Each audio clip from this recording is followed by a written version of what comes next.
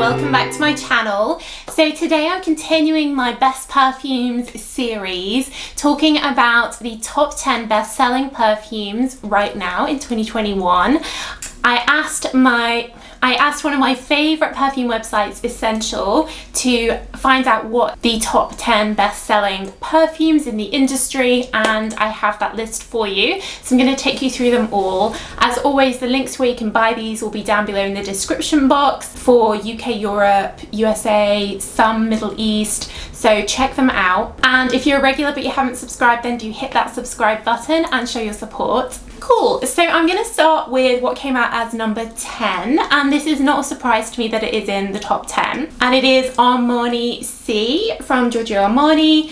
This has been such a good selling fragrance. They have about 8 different versions of this now, and they're all quite different, but the original is a very good perfume. It lasts, it's strong, it's patchouli, has a little bit of vanilla in, it's sexy, it's a great date night perfume, evening perfume, autumn, winter, strong and long lasting without feeling heavy or too overwhelming.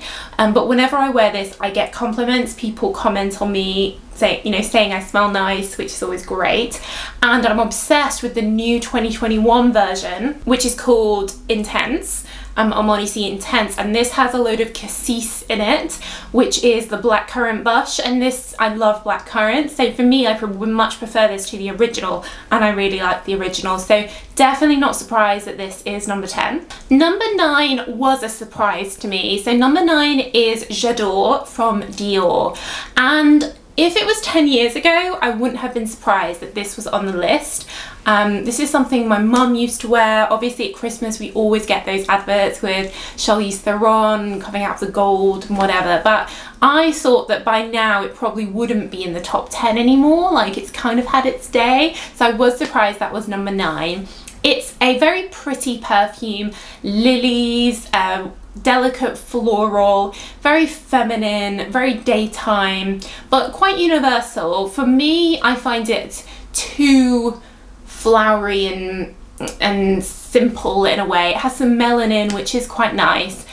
They have some different versions which are a bit more vanilla-y and interesting, but yeah, I was surprised this was number 9. Number 8 is Tom Ford's Black Orchid, a very famous perfume. This is, again, very good for lasting. It's very heavy, oriental, it has some spicy notes in it, very sexy, a bit leathery, deep, dark, heavy, intense perfume. It's a little bit too much for me, but what I think is good about Black Orchid is most Tom Ford perfumes are super expensive, but Black Orchid you do seem to be able to get discounted. I'll try and find it you at a good price down below in the links.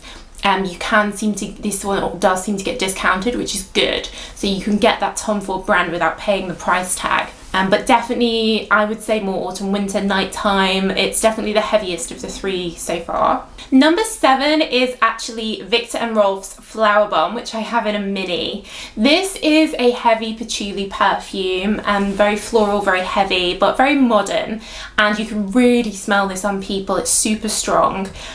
I was surprised this was in the top 10, again, just because it's been out for a while.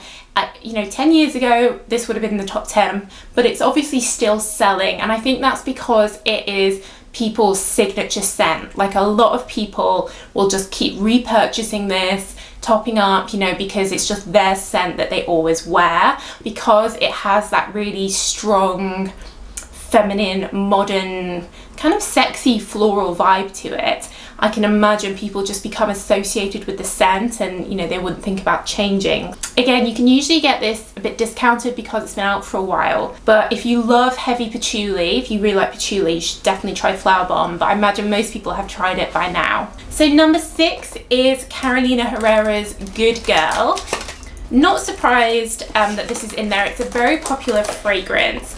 I have their new version of this, Very Good Girl, which is different to the original. The original is, again, quite sexy, quite nighttime, date night, warm and sweet. This new Very Good Girl version is a bit more fruity, rose, daytime, summer vibes. But the original is a bit more heavy in the sort of blacky, dark blue bottle. But I think what sells this fragrance is, of course, the bottle. There's nothing else like this out there. Some people don't like it, some people love it. I definitely like it in the red. I think it looks quite cool, and obviously it really stands out on your dressing table if you have this, so I can see why this sells so well, because you do get quite a lot for your money. It's like a big bottle. So number 5 is no surprise from Dior, their Miss Dior fragrance. It's one of my favorite fragrances. I have 2 different versions of it. There are 5 different versions of it in total, and so much advertising. Beautiful Natalie Portman in the advert. They're amazing. I love the branding, and obviously the bottles are super cute, so no surprise that this is in the top 10. I know so many people that have this or have had it. My personal favorite from their range is absolutely Blooming, because it's eau de parfum, so it's the stronger version, but it has some fruity notes added, but original eau de parfum is beautiful as well. So I do recommend these if you love your rosy scents. They're rosy with patchouli. The only thing is they're not super heavy, they're not super amazing for lasting, but they are very expensive and they don't really get discounted. You'll maybe get 10% off in a sale, but you're never going to get them really cheap. So they are expensive, but they're a very good gift, I think. If you really want to give someone a really special gift, people know these are fancy and expensive, and they're beautiful packaging and everything. So yeah, I'm not surprised these are in the top 10. In fact, I thought maybe Miss Dior would be higher. So number 4, again, not a surprise to me, is Yves Saint Laurent's Black Opium. Yves Saint Laurent seem to do very well with perfumes. Their original Opium was huge in the 80s, and now their Black Opium is obviously huge now. This is kind of like the Carolina Herrera one, but it has coffee notes added in, so it's quite sexy. It's, to me, kind of a bit of a party fragrance. I once smelled this on an air hostess. I asked her what she was wearing, because every time she walked past me I could smell it on her, and I was wearing a mask, so it is good for lasting. I can see why people are repurchasing this. There are some other editions of it, but I think the original eau de parfum is probably the best. I like their Floral Shock version. It's a bit interesting, kind of has a sparkling floral note in it there, but I have to say it is a cute bottle with all these sparkles on, and I'm definitely not surprised that this is their bestseller. Number 3 is Lancome's La Vie Belle. I know sometimes this becomes number 1. I think this is always like number 1, 2 or 3. It's such a good seller. I think having Julia Roberts as the face of the fragrance is genius, because she's so universally appealing.